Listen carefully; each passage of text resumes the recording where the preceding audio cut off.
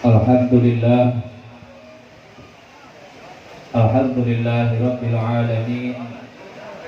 Wa bihi nasta'inu ala umuri dunya waddin. Asyhadu an la ilaha illallah al-malikul haqqul mubin. Muhammadur Rasulullah as-sadiqul wa'dil amin. Allahumma salli wa sallim wa barik ala sayyidina Muhammadin miftahi babi rahmatillah adada ma fi ilmillah salatan wa salaman daimain bidawami mulkillah wa ala alihi wa sahbihi wa mawalah amma ba'd. Wa qala subhanaka la ilma lana illa ma 'allamtana innaka antal alimul hakim. Rabbi shrah li sadri wa yassir li amri wahlul 'uqdatam min lisani yafqahu qawli. Hadirin wal hadirat, bapak-bapak, ibu-ibu yang dirahmati Allah Subhanahu wa taala.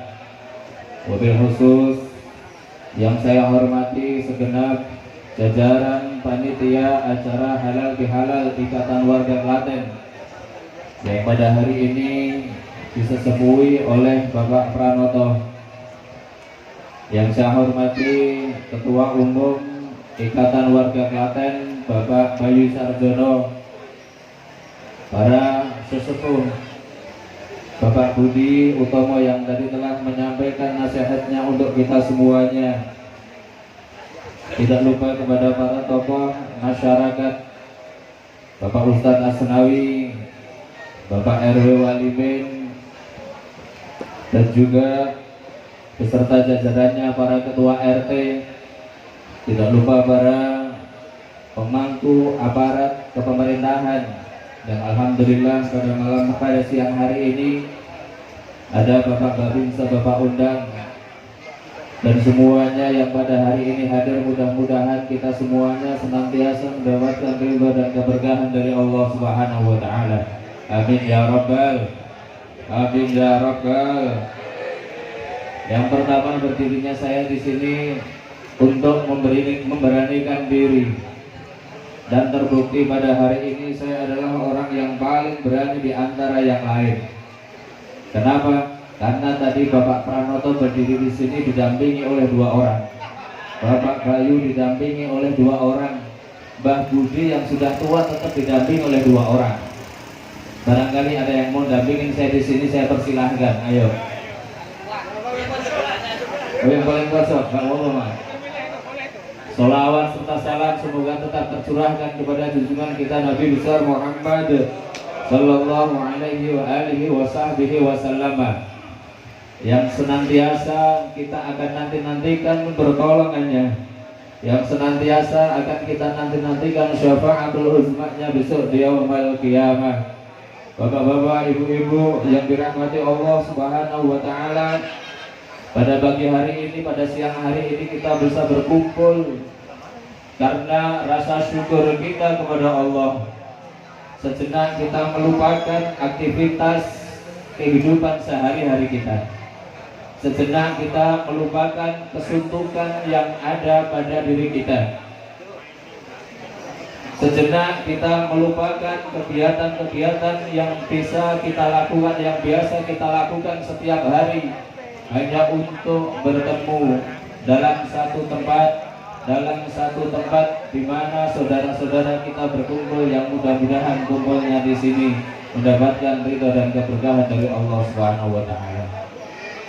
Jamaah rahimakumullah, ini kita semuanya merasakan ketika kemarin Lebaran kita baru saja habis menjalankan satu hari raya yang sangat ditunggu-tunggu oleh umat Islam, yaitu hari raya Idul Fitri, yang semuanya tentunya kita senang untuk menyambutnya.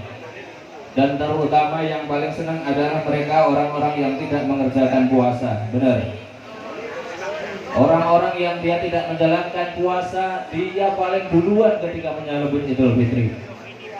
Orang-orang yang tidak mengerjakan puasa, dia yang paling dulu untuk mempersiapkan bagaimana mudik, bagaimana menyiapkan kue-kue, bagaimana menyiapkan kendaraan yang bagus untuk kita bawa kepada orang tua kita di kampung. Tapi bagi orang-orang yang menjalankan ibadah puasa, dia akan kejar ketaatan kepada Allah Subhanahu wa taala. Dia akan senantiasa berharap akan ampunan Allah Subhanahu wa taala. Dia akan senantiasa berharap agar dia mendapatkan hari raya kelak di yaumul qiyamah. Al-Imam Ali karamallahu wajhah ketika ditanya oleh para sahabatnya, "Wahai Imam Ali, berikan gambaran kepadaku, apakah itu hari raya?" Apa jawab Imam Ali? Hari raya bukanlah milik orang-orang yang punya kendaraan bagus. Hari raya bukanlah milik orang-orang yang punya makanan-makanan mewah. Hari raya bukanlah milik daripada orang-orang yang bisa mempunyai duit banyak. Hari raya bukanlah saat ini saja ketika tanggal 1 Syawal. Tapi apa kata Sayyidina Ali? Hari raya adalah ketika kita nanti meninggal dalam keadaan husnul khatimah. Hari raya adalah ketika nanti kita di alam kubur selamat dari pertanyaan mungkar dan nakir. Hari raya adalah ketika kita nanti berada di mizannya Allah, timbangan amal baik kita lebih baik daripada amal buruk kita. Hari raya adalah ketika kita nanti menyeberang jembatan Shiratal Mustaqim, kita akan selamat menuju surganya Allah Subhanahu wa taala. Pengen Pak masuk surga? Bu, pengen Bu masuk surga? Kejar akhirat, maka dunia akan mengikuti. Dalam kehidupan dunia kita sama-sama merasakan yang namanya kekurangan ekonomi terkadang. Dalam kehidupan di dunia kita terkadang mengalami pasang dan surut. Namun yang harus kita yakini bahwa pasang dan surut kehidupan kita di dalam dunia adalah merupakan takdir dari Allah Subhanahu wa taala. Kita tidak pernah tahu kita dilahirkan di Klaten. Kita tidak pernah tahu kita dilahirkan di Tangerang. Kita tidak pernah tahu kita dilahirkan dimanapun. Semuanya atas takdir dari Allah Subhanahu wa taala. Maka tidak ada perlu yang kita gundah-gulanakan dalam menjalani kehidupan sehari-hari. Ada satu kisah ketika seorang yang diberikan mata buta oleh Allah Subhanahu wa taala. Matanya tidak bisa melihat. Matanya tidak bisa melihat seperti kita, malah matanya alhamdulillah kita syukuri kita dikasih mata bisa melihat. Ada satu orang laki-laki yang dikasih mata buta oleh Allah Subhanahu wa taala. Dia berjualan keripik di pasar. Kemudian tiba-tiba ada ibu-ibu yang di situ membeli keripik tersebut. Ketika ditanya, "Pak, engkau jualan apa?" "Aku jualan keripik." "Ini harganya berapa?" Rp2.000 satu bungkus. Terus kemudian ketika tersambung lagi pembicaraan hasil, ibu-ibu tersebut membeli 3 bungkus keripik. Yang akhirnya ketika ibu-ibu itu baru sadar bahwa orang yang dihadapinya yang jualan tersebut tidak bisa melihat, lantas memberikan uang 100.000 kepada bapak-bapak tersebut yang jualan. Ketika ditanya, "Pak, ini duit saya 100.000. Bapak-bapak tersebut ngambilin dari kantong duitnya. "Bu, silahkan ambil sendiri kembalinya." Kira-kira kalau kita yang digituin, diambil semua apa tidak? Ibu-ibu tersebut dengan sangat takjub bertanya kepada bapak-bapak yang jualan keripik tersebut, "Wahai bapak, engkau tidak bisa melihat? Bagaimana kalau engkau dibohongi orang? Bagaimana kalau engkau misalnya ada orang membeli 5 bungkus yang dia tidak memberikan duit kepadamu, tapi bahkan mengambil kembalian darimu?" Apa jawab bapak-bapak tersebut? "Wahai ibu, ketahuilah bahwasanya Allah tidak pernah salah dalam menaruh rezeki kepada hambanya." Yang akhirnya bapak-bapak tersebut memberikan gambaran, kemungkinan hari ini Allah berikan aku orang-orang yang tidak jujur, tapi aku yakin suatu saat Allah kirimkan kepadaku orang-orang yang berbuat jujur dan berbuat baik atas utusan Allah Subhanahu wa taala. Dan akhirnya ibu-ibu tersebut dari uang 100.000 itu memberikan semua tanpa meminta imbalan apapun dari bapak-bapak yang jualan keripik tersebut. Wahai bapak, terimalah ini. Mungkin saat ini Allah sedang mengirimkan orang baik kepadamu untuk memberikan rezeki yang lebih kepadamu. Ini adalah hikmah buat kita semua, agar di dalam menjalani kehidupan kita harus yakin bahwa takdir Allah itu berjalan. Kenapa? Karena kita sadari Allah Subhanahu wa Ta'ala menciptakan diri kita dalam keadaan laqad khalaqnal insana fi ahsani taqwim. Allah Subhanahu wa Ta'ala memberikan kita kehidupan. Allah Subhanahu wa Ta'ala menciptakan manusia dalam keadaan yang paling sempurna. Allah Subhanahu wa Ta'ala menjadikan manusia menjadi makhluk yang paling mulia. Bahkan malaikat pun derajatnya kalah tinggi dengan kita sebagai manusia. Allah Subhanahu wa Ta'ala memberikan binatang kaki, kita pun punya kaki. Allah Subhanahu wa Ta'ala memberikan binatang rasa lapar, kita pun juga punya rasa lapar. Allah Subhanahu wa Ta'ala memberikan binatang rasa marah, kita pun bisa marah. Allah Subhanahu wa Ta'ala memberikan kepada binatang rasa kantuk, kita pun bisa kantuk. Tapi apa yang tidak diberikan oleh Allah Subhanahu wa Ta'ala kepada selain manusia? Akal pikiran kita untuk berpikir tentang keagungan Allah Subhanahu wa Ta'ala. Pernahkah kita berpikir bahwa kita ini adalah makhluk yang diciptakan oleh Allah Subhanahu wa Ta'ala? Pernahkah kita berpikir bahwa suatu saat nanti Allah akan kembalikan keadaan dalam diri kita menjadi tumaradadnau asfala safilin, menjadi keadaan yang paling hina, menjadi keadaan di mana kita pada posisi yang paling rendah, menjadi keadaan di mana kita tidak bisa apa-apa, tidak usah nunggu di akhirat. Bayangkan saja ketika kita nanti sudah tua, kita tidak lagi bisa berdiri dengan kokoh, kita tidak lagi bisa berjalan dengan lantang, kita tidak bisa lagi berbicara dengan suara keras, bahkan mau kencing pun, mau buang air besar pun, mau makan pun, kita harus dilayani oleh anak-anak cucu kita. Baru di dunia saja Allah sudah tunjukkan betapa hinanya diri kita. Baru di dunia saja Allah sudah tunjukkan betapa tidak berharganya diri kita. Baru di dunia saja Allah sudah tunjukkan bagaimana ketidakberdayaan kita. Lantas kenapa kita saat ini kita sombong dengan kekayaan kita, kita sombong dengan jabatan kita sombong dengan kekuasaan kita sombong dengan luasnya pergaulan kita. Padahal nanti Allah bakal kembalikan dalam keadaan tumaradadnau asfala safilin. Allah akan kembalikan kita dalam keadaan yang benar-benar hina, yang benar-benar rendah. Boleh jadi saat ini kita gagah, namun ketika tua kita tidak bisa apa-apa lagi. Mau berdiri pun susah. Boleh jadi kita saat ini menjadi orang yang ditakuti oleh orang lain. Apakah ketika kita tua kita juga akan menjadi orang yang ditakuti oleh orang lain? Boleh jadi kita saat ini merasa diri kita paling ganteng, paling cantik. Tapi pernahkah kita berpikir ketika kita tua nanti kita akan tetap berpenampilan ganteng dan cantik? Lantas apa janji Allah?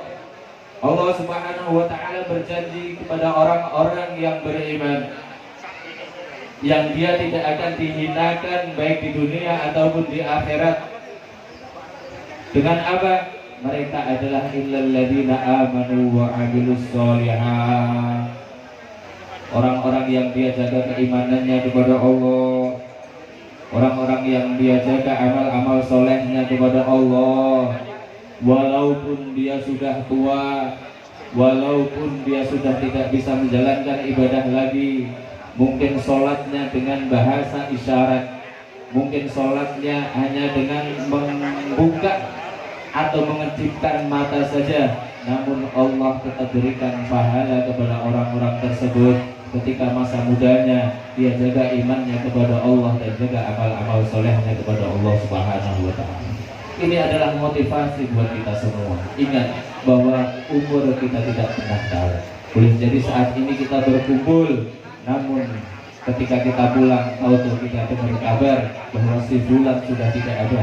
Boleh jadi saat ini kita berkumpul, mungkin teman-teman kita yang tahun dulu bersama-sama dengan kita saat ini sudah menghadap Allah Subhanahu wa Ta'ala. Jamaah rahimakumullah, akal yang diberikan oleh Allah Subhanahu wa Ta'ala adalah bentuk kesempurnaan daripada diri kita. Maka gunakan akal tersebut untuk membedakan mana yang baik dan mana yang buruk. Gunakan akal tersebut untuk meraih ridhonya Allah Subhanahu wa Ta'ala. Itu jadi, jangankan di dunia ketika kita sudah tua, apalagi nanti ketika kita di akhirat. Ketika amal kita di dunia sedikit, maka kita akan menghadapi yang namanya syakaratul maut. Yang dikatakan syakaratul maut itu sakitnya 1000 rasa sakit diberikan menjadi satu. Kita sering melihat saudara-saudara kita yang meninggal, jadikan itu pelajaran. Oh, si fulan meninggalnya nggak baik. Oh, si fulan karena ibadahnya bagus meninggalnya baik. Kita akan menghadapi mungkar nangkir yang setiap hari bertanya di alam kubur kepada kita. Kita akan menghadapi yang namanya mizan serta hisabnya Allah Subhanahu wa Ta'ala, yang nanti di Yaumul Mahsyar, yang dikatakan dalam sebuah riwayat bahwa ketika orang-orang dikumpulkan di Yaumul Mahsyar, itu matahari diturunkan oleh Allah sampai hanya sejengkal dari kepala kita. Dan di situ seluruh makhluknya Allah dari zaman Nabiullah Adam hingga Nabi Muhammad SAW itu dikumpulkan menjadi satu. Lantas belum lagi kita akan menghadapi nerakanya Allah Subhanahu wa Ta'ala, yang semuanya itu kita dapatkan karena kita di dunia kita tidak beriman kepada Allah dan mengerjakan amal-amal soleh kepada Allah Subhanahu wa Ta'ala. Ini adalah motivasi yang pertama. Motivasi yang kedua, acara pada siang hari ini kita berkumpul karena mengadakan acara halal bihalal. Kalau saya lebih senang haram bihalal. Kenapa? Karena sebelumnya pasti kita banyak salah dengan teman-teman kita. Karena sebelumnya kita banyak berbuat kezaliman terhadap teman-teman kita. Jadi sesuatu yang haram tersebut, maka saat ini kita halalkan. Saat ini kita lepaskan semua kesalahan kita. Dan ini seperti apa yang difirmankan oleh Allah Subhanahu wa Ta'ala yang tadi telah dibacakan oleh Dori kita. Siapa mereka orang-orang yang bertakwa? Siapa mereka orang-orang yang mendapatkan pengampunan oleh Allah Subhanahu wa Ta'ala? Yang pertama adalah alladzina yunfiquna fis sarra wa dharra. Orang-orang yang mendapatkan derajat ketakwaan setelah dia menjalankan puasa adalah mereka yang senantiasa bersedekah, baik dalam keadaan susah ataupun dalam keadaan senang. Terus kemudian siapa lagi? Wal afina 'anil nas wal kadhiminal ghaib. Orang-orang yang mendapatkan pengampunan Allah dari hasil puasanya, mereka adalah wal kadhiminal ghaib, orang yang bisa nahan amarah, orang yang dia tahan nafsunya sehingga dia tidak marah bahkan ketika dizalimi oleh orang lain. Orang yang nahan nafsunya sehingga dia tidak ikuti nafsunya tersebut untuk meluapkan kata-kata yang tidak bagus, untuk meluapkan hujatan-hujatan, untuk meluapkan cacian-cacian, yang semuanya ini kita dapatkan selama kita belajar menjalankan ibadah puasa. Ketika kita puasa, kita mau marah karena takut akan batal pahala puasa kita. Ketika kita puasa, ketika kita akan marah, diri kita tidak berdaya apa-apa karena perut kita dalam keadaan kosong. Maka setelah Idul Fitri kita mendapatkan pengampunan dari Allah Subhanahu wa Ta'ala, kita pun harus mulai hilangkan sifat-sifat yang dituntun oleh setan tersebut, yaitu wal-kadhiminal ghaib. Kita tahan amarah kita. Lantas siapa lagi orang-orang yang beriman, yang bertakwa kepada Allah Subhanahu wa Ta'ala, yang ketakwaan tersebut dididik selama bulan Ramadan? Mereka adalah wal afina 'anil nas. Mereka adalah orang-orang yang senantiasa memberikan maaf kepada kesalahan-kesalahan orang lain. Mereka yang senantiasa memberikan maaf atas kezaliman-kezaliman yang diperbuat orang lain. Dan kita pun sebagai umatnya Nabi Muhammad SAW harus bisa menjalankan hal tersebut. Terkadang ketika kita dibikin salah sama orang, ada orang yang berbuat zalim kepada kita, kita lebih mementingkan harga diri kita. Kita marah, kita nggak mau memaafkan saudara kita, bahkan kita sering mengucapkan sumpah serapah, demi Tuhan, aku kalau si fulan tidak datang sujud kepadaku, maka aku tidak akan maafkan kesalahan-kesalahannya. Tidak malukah kita dengan Allah Subhanahu wa taala? Tidak malukah kita akan pengampunan Allah Subhanahu wa taala yang ketika seseorang berbuat maksiat sebesar apapun dosa-dosa yang dia berbuat, ketika dia mau taubatan nasuha, ketika dia mau merapat kepada Allah, ketika dia mau beribadah kepada Allah dan mengakui kesalahan-kesalahannya, Allah Subhanahu wa taala juga akan mengampuni dosa-dosanya. Maka kita sebagai hamba-Nya Allah yang titip-titip sifat kasih sayang dari Allah, sesungguhnya kita juga harus memaafkan daripada kesalahan-kesalahan saudara kita, walaupun saudara kita tersebut belum meminta maaf kepada kita. Wallahu yuhibbul muhsinin. Dan itu merupakan tanda daripada ciri-ciri orang yang baik. Maka kita pada hari ini sedikit mudah-mudahan bisa menjadikan motivasi untuk kita, bisa menjadikan diri kita untuk sadar bahwasanya ketika maut datang tidak pernah malaikat Israel permisi kepada kita. Ketika maut datang tidak pernah malaikat Israel meminta izin kepada kita untuk mencabut nyawa kita. Kita tidak pernah tahu ketika kita tidur, tahu-tahu kita tidak bangun lagi. Kita tidak pernah tahu ketika kita bermain, tahu-tahu besok kita sudah tidur di alam barzakh. Kita tidak pernah tahu yang saat ini kita kumpul, tahu-tahu nanti sore kita sudah kembali menghadap Allah Subhanahu wa taala. Dan setiap manusia akan kembali kepada Allah, membawa pertanggungjawaban daripada amalnya di dunia masing-masing, dan kembali kepada Allah membawa daripada ibadahnya masing-masing. Maka mudah-mudahan acara pada pagi hari ini yang sedikit kita memberikan santunan untuk anak-anak yatim, memberikan kesenangan kepada orang-orang yang dicintai oleh Rasulullah SAW, merupakan satu ibadah yang dicatat oleh Allah Subhanahu wa taala, yang menjadi sabab, yang menjadi wasilah kita nanti bisa berkumpul di surganya Allah Subhanahu wa taala. Mungkin itu saja dari saya, mudah-mudahan ada manfaatnya, dan mudah-mudahan kita semuanya dikumpulkan oleh Allah, tidak hanya di dunia nanti, tidak hanya di dunia ini, tapi nanti kita dikumpulkan oleh Allah Subhanahu wa taala bersama-sama di surganya Allah Subhanahu wa taala. Bersama-sama kita baca tahrim Allahumma aqultuhu ana wa nabiyyuna min qabli la ilaha illallah,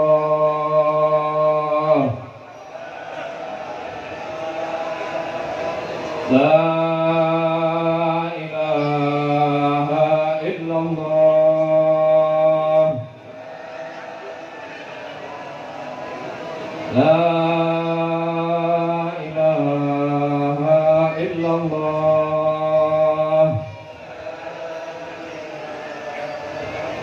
Muhammadur Rasulullah sallallahu alaihi wasallam. Rabbil fa'alna darajatan wahidatul hasanah bi khairin wa amitna bi barakatihi wa ma'afatina fi dari wa sallallahu alaihi sayyidina Muhammad wa ala alihi wa sahbihi barik wasallam. Subhana rabbika rabbil izzati amma yasifun, salamun ala mursalin walhamdulillahi rabbil alamin.